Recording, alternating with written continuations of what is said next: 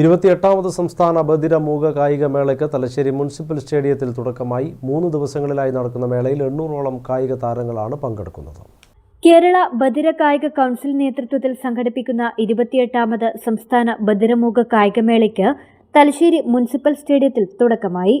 ജില്ലാ sports council president K Pavithran മേള ഉദ്ഘാടനം ചെയ്തു. കായിക മത്സരത്തിൽ മാറ്റുരക്കാൻ വരുന്നു എന്നുള്ളതും അവരുടെ വന്നെത്തി എന്നുള്ളതും തലശ്ശേരിക്കാർക്ക് വളരെ കൗതുകത്തോടു കൂടി തന്നെ നിങ്ങളുടെ പരിപാടികൾ കാണുന്നതിന് താല്പര്യമുണ്ട് എന്നുള്ളതാണ് എനിക്കിവിടെ അറിയിക്കാനുള്ളത്. തിരുവനന്തപുരം ജില്ലയുടെ ഓരമാണ് ആതിഥേയം ജില്ലയായ കണ്ണൂർ. പത്തനംതിട്ടയ്ക്ക് പിന്നാലെ തൃശൂർ ജില്ല. Organising committee chairman K Purushothaman അധ്യക്ഷത വഹിച്ചു. കെ അഷ്റഫ്, MN അബ്ദുൾ റഷീദ്, അബ്ദുൾ സലാം തുടങ്ങിയവർ സംബന്ധിച്ചു. ആദ്യ ദിനം വിവിധ വിഭാഗങ്ങളുടെ ഫുട്ബോൾ മത്സരമാണ് നടന്നത്.